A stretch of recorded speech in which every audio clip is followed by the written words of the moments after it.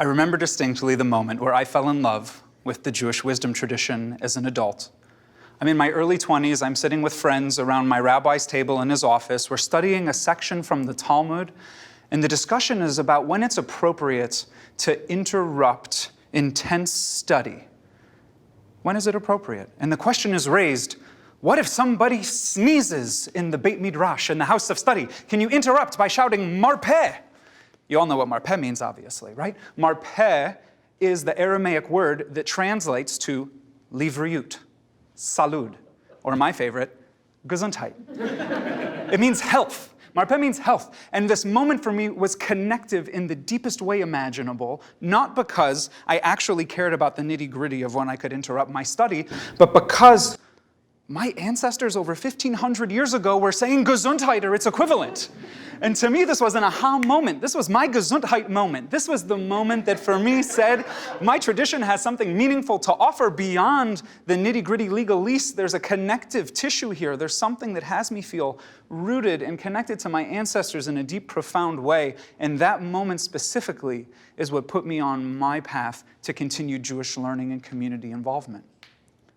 Now, we know from the Pew study a handful of years ago that a full 94% of North American Jewish adults say that they are proud to be Jewish. But of those folks, how many have had their adult Gezundheit moment? How many of them, post-bar or bat mitzvah, if they had one at all, have actually had the opportunity to dive deeply into our wisdom tradition to see all that it can offer in terms of how to live a full, flourishing, self-actualized life, walking through the world with a sense of purpose, community, and meaning? And my guess is, not enough of them. Not enough. And my goal is trying to figure out, how do we help these folks have their Gezundheit moments? What's preventing them from self-selecting? Whether it's lack of time, money, interest, perceived resources, what is it that's keeping them from stepping over the threshold, so to speak, into diving into our tradition? And I think that aside from those things I just listed, there's one in particular that often doesn't get enough airtime. And I call it the calculus question. Now, the calculus question is the question that I asked every single day of calculus my senior year of high school, which was, when am I ever going to use this? And how in any way, shape, or form is this relevant to my life? Because too infrequently do we actually bring relevance into the conversation. So how are we going to make our wisdom tradition relevant? How are we going to help folks self-select, to want to dive into it and to see all that it has to offer? My solution is the Beit Midrash, the house of study. Part study hall, part cafeteria, part coffee shop, part library. Imagine a big room with long tables, chairs across from each other, lots of noise, people arguing back and forth, the nitty-gritty pieces of our tradition. I love the Beit Midrash.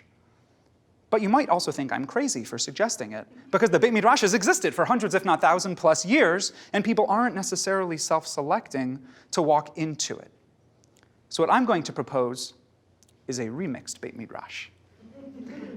And in the remixed Beit Midrash, the first thing that I'm most interested in is relevance. How do we have it scream relevance to people?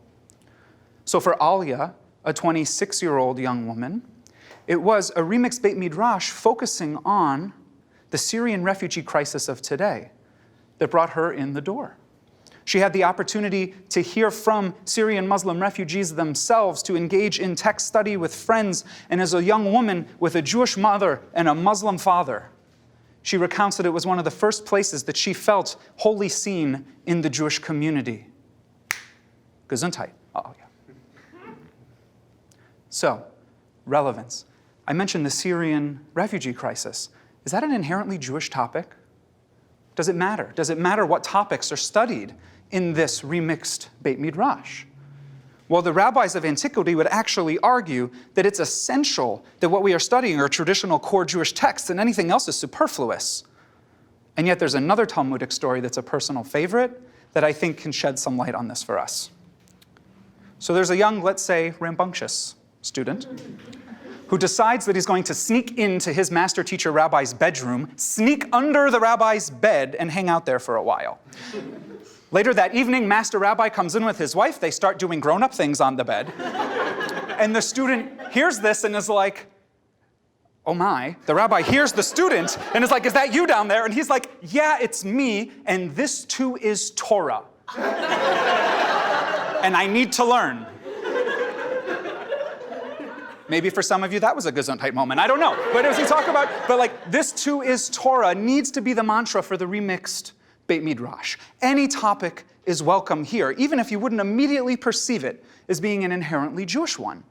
So, for Carly, a 28-year-old community organizer focusing on regional transit issues, which, mind you, in the shadow of the big three in the Motor City is not the easiest field to be in, it was a gathering focusing on what the Jewish tradition has to say about equity and justice as it relates to public transportation that had her walk through the door.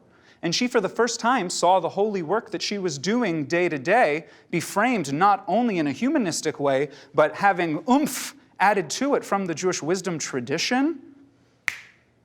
Gezundheit Carly. That was her moment, and she's been involved ever since. Historically in the Beit Midrash, since we were focusing explicitly on Jewish texts, you would imagine that the rabbis who were going to give the shiur, the lecture, at kind of the outset of the gathering, would be the subject matter experts. But now that we're bringing in the full range of kind of human wisdom and experience, I'm a rabbi, but still, rabbis aren't going to be the experts on all of these things, right? So for Jacob, a 33-year-old, it was the opportunity to come and hear a federal judge who had written one of the district court opinions that was ultimately looped into the Supreme Court's gay marriage decision that brought him across the threshold. And he relays that this was the first time that he felt he could bring both his gay self and his Jewish self entirely together into a space to come and learn about this issue and see what the Jewish wisdom tradition had to say about it. Gezundheit. Now, you may have thought that just because we have these secular expert subject matter speakers coming in order to speak on these topics, that the texts that we look at when we break out into these conversations, that the texts we examine should be exclusively texts from the Jewish tradition. But you would be wrong. These texts should include philosophy and contemporary literature and academic articles and newspaper articles and other wisdom tradition pieces framing particularistic Jewish wisdom as part of broader universal wisdom. So for Haley, a 27-year-old, it was a gathering close to Passover focusing on the plague of mass incarceration, where she comes and has a text packet and has the opportunity to see on one page Maimonides, the medieval Jewish rabbi and philosopher, and on the other Michelle Alexander's The New Jim Crow, and to see how those two meld together beautifully, that she literally shouts out from the back of the remixed Beit Midrash, "Fuck yeah, Torah!"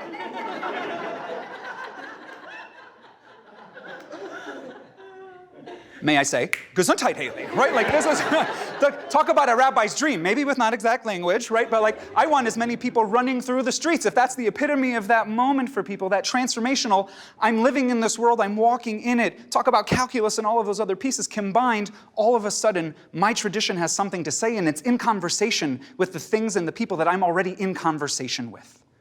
Framing the particular as part of the universal does not dilute our Jewish tradition in any way. It helps it root deeply within people. Finally, one of the things that you might see in a traditional Beit Midrash is partner learning, what we call chavruta, based on the root chaver, friend. You sit across from somebody, you kind of go at it, you argue, it's holy, it's a special relationship. This is working for a lot of people. And for those it works for, we should absolutely embrace it and continue to let it work. However, for some others, particularly those who don't have significant backgrounds in this kind of space, being in a pair with somebody else can be incredibly intimidating.